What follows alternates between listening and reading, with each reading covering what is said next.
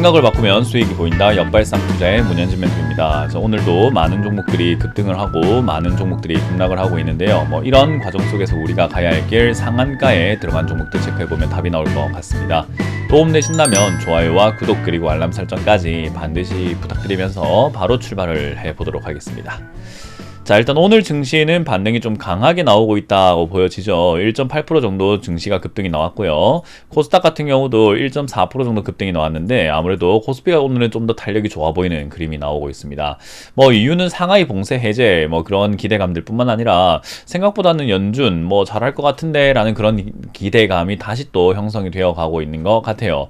그렇다고 해서 이 상승이 기분 좋은 상승인가 라고 하면은 사실 지금까지 빠져내려갔던 것 조금 회복한 수준인 거지 갑자기 여러분들이 계좌가 마이너스로 엄청나게 커졌는데 갑자기 수익 전환을 했다든지 만족스러운 상승은 아닐 겁니다. 그 이유는 계속해서 말씀드리지만 2770포인트와 2600포인트 아래로는 2600일 거고 위쪽으로는 2770인데요. 이 자리를 뚫는 것도 아니고 무너뜨린 것도 아니라고 한다면 결국은 어떤 것도 기대할 수가 없는 자리다 라고 말씀드리고 싶고요. 그리고 두 번째, 이게 내려가고 있는 중인지 내려가다가 올라가려고 꺾는 중인지는 아직은 알 수가 없습니다. 하루만 가지고 그런 것들을 알 수가 없는 거라는 거예요. 그래서 지금까지 음봉으로 쭉 내려갔던 것을 어느 정도 반등 나오는 기술적 반등의 자리인 건지 아니면 내려왔던 분위기를 전환시키기 위한 상승의 움직임인 건지는요, 우리가 조금 더 지켜봐야지 알 수 있는 부분이 되겠죠. 그래서 여러분들이 여기에 너무 큰 기대를 가지고 지금 풀베팅을 때린다든지 매수를 해야 되겠어, 풀 매수야 이렇게 하는 것은 저는 바람직하진 않다라고 설명을 해드리고 싶습니다. 자, 결국 지금 시장은요, 올라갈 가능성이 높은가 내려갈 가능성이 높은가를 가지고 베팅을 해야 되는 부분인 거고, 거기에 있어 가지고 어떤 것도 확실한 것은 없기 때문에 올라간다고 믿느냐 내려간다고 믿느냐에 따라 가지고 투자 방식이 달라지지 않을까 싶습니다. 오늘 기관의 매수세가 굉장히 거세게 들어온다는 것이 특징이겠지만 그래도 외국인들이 아직까지는 열심히 팔아대고 있다는 거, 그리고 기관의 매수세가 연속적으로 들어오고 있는 것은 아니더라는 거, 그런 것들을 생각 한번 해볼 때 사실 안심하긴 이르다라고 말씀을 드려보고 싶네요. 어찌됐든 지수가 올라갈 수도 있는 거고요, 내려갈 수도 있는 것 같아요. 지금 이 상황에서 올라간다는 게 무조건 맞아, 내려간다는 게 무조건 맞아, 어느 게 맞다라고 할 수는 없는 것 같아요. 그러나 저는 분석을 통해서 지금까지 제가 생각해왔고 공부해왔고 지금까지 제가 알고 듣고 느꼈던 모든 것들을 통틀어 볼 때 지금은 내려갈 가능성이 높다라고 보고 있고, 저는 그렇게 믿고 있기 때문에 현금화를 하는 것이 옳다라고 이야기해드리고 있는 거죠. 근데 여기서 제 생각이 틀려가지고 주가가 올라가고 경제가 정말로 살아나고 침체가 안 오고 모든 것들이 해결된다면은 제가 틀린 게 되겠죠. 그러면 저는 이렇게 생각을 합니다. 현금했던 거 다시 들어가면 되잖아요. 근데 만약에 여기서 떨어지게 되면 어떻게 되느냐, 제 말이 맞게 되면 올라간다고 생각했던 사람들 어떻게 되느냐, 나중에라도 팔면 될까요? 그거 손실 굉장히 클걸요. 그렇기 때문에 저는 좀 더 내가 유리한 고지를 정하는 것이 좋다, 그러니까 나에게 유리한 선택지를 정하는 것이 좋다 생각을 하는데요. 지금 여러분들에게 유리한 선택지는 무엇일까 생각했을 때 어정쩡하니까 현금하는 것이 저는 좋다고 생각을 하는 바예요.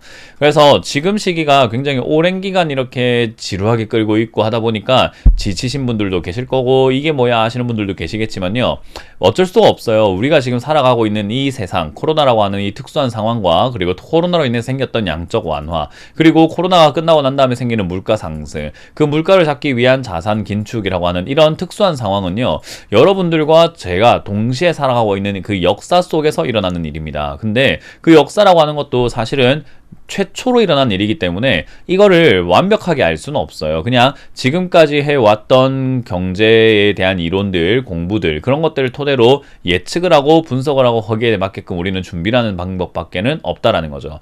그래서 이 자리에서 누구 말이 맞느냐를 생각하면서 여러분들이 판가름하면서 그 정답을 찾기 위해서 기다리게 된다면 여러분들은 뒤처지게 될 겁니다. 그러니 지금 이 자리에서는 누구 말이 맞느냐가 아니라 누구 말이 맞다 안 맞다를 떠나서 누구 말이 좀 더 설득력이 있느냐를 가지고 여러분들도 행동으로 옮겨야 할 때라는 것을 기억하시면 좋겠어요. 저도 지금까지 주식을 해왔지만 지금과 같은 이런 장세는요, 처음 보는 거죠. 수많은 전문가들도 처음 봐요. 왜? 코로나라고 하는 이 특수 상황이 만들어낸 통화정책의 변화거든요.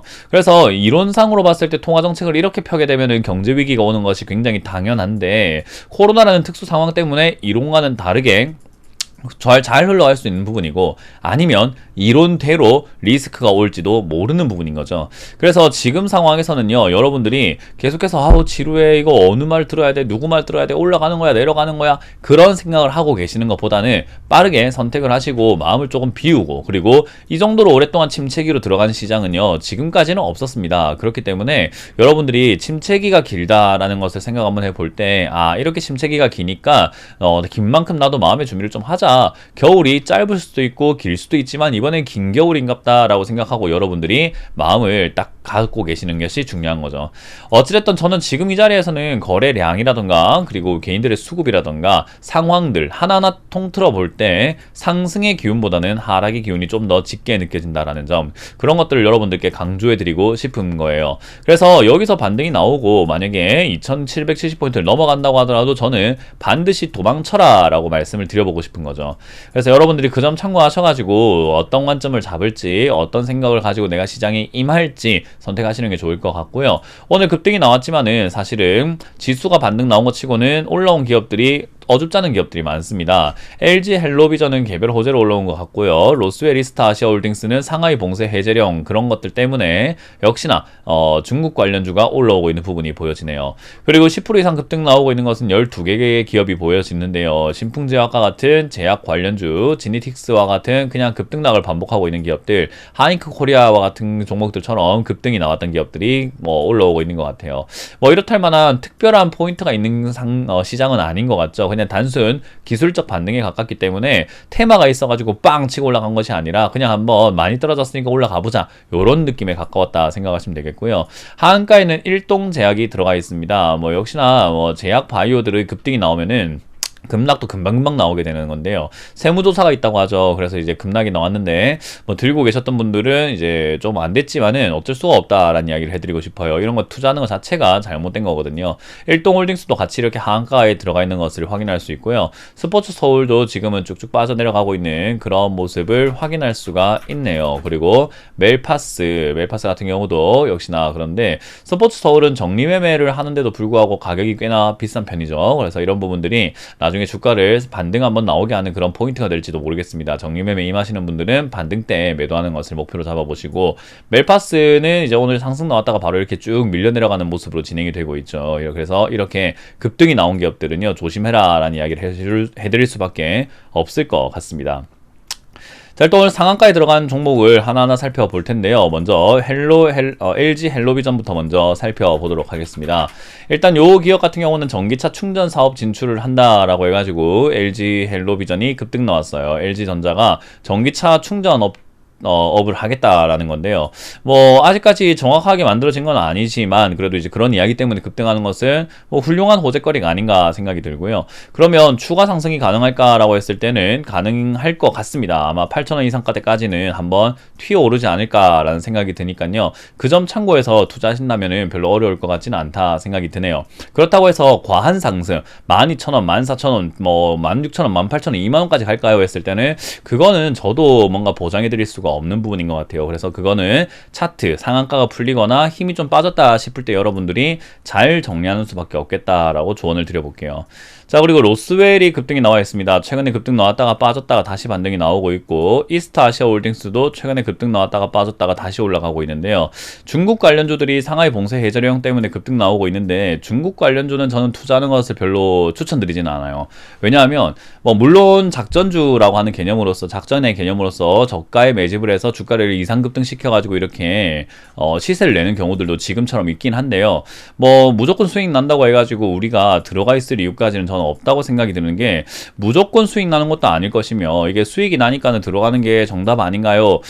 그런 원리로 따진다면 배만 채울 수 있다면 아무거나 흙이라도 집어먹는 게 맞는 거 아닌가요? 그런 이야기랑 똑같은 거거든요. 그래서 우리가 조금 상식적으로 봤을 때 배를 채울 수 있는데 굳이 이런 걸 먹어야 되냐? 예를 들어가지고 여러분들 그 밖에 나가시면 음식물 쓰레기통이 있는데요. 음식물 쓰레기통에 있는 음식물 찌꺼기를 먹어도 배는 찰 겁니다. 근데 어때요? 배는 채우는 용도까지는 오케이지만은 그 채우는 도구가 그거여야만 합니까? 라는 거죠. 뭐 그래도 불구하고 나는 수익 나면 장땡이야, 난 배치우면 장땡이야 라고 생각하고 음식물 쓰레기를 입에 담겠다라고 하면 제가 말릴 의사는 없습니다. 뭐 개개인의 사정이고 개개인의 삶이고 판단이니까요. 하지만 저는 이런 기업들은 역시나 쌍용차로 인해서 급등했던 기업들과 마찬가지로 잡을 이유가 없다. 중국 기업을 신뢰를 이미 잃은 기업들이고요. 신뢰를 잃어서 좋은 기업이라고 할지언정, 실적이 잘 나온다고 할지언정 그게 맞는지 안 맞는지도 모르는 상황까지 갔다. 그렇기 때문에 투자 가치가 아예 저는 없다고 생각합니다. 뭐 생각이 다른 전문가들도 있겠지만 저는 중국 관련주들은 절대로 잡지 마라 라는 이야기를 한번 해드리고 싶네요. 자, 어쨌든 이제 그렇게 본다면 오늘 역시나 급등 나오고 있는 기업들이 뭔가 메리트가 있는 기업들은 별로 없는 것 같습니다. 그냥 일시적인 반등에 해당되는 것 같기 때문에 저는 이 일시적인 반등이 다시 또 밀려 내려갈 가능성이 생겨 있다라고 체크를 해볼 수 있거든요. 그래서 여러분들도 그 점 참고하셔가지고 조심스럽게 투자하시는 방향을 선택을 해보시길 바라겠습니다. 자, 이렇게 오늘 마쳐보도록 하고요. 저는 계속해서 그냥 여유를 가지고 그냥 커피 한잔 하면서 차 한잔 하면서 시장을 편안하게 흘러가듯이 지켜보자 라는 전략을 드려보도록 하겠습니다.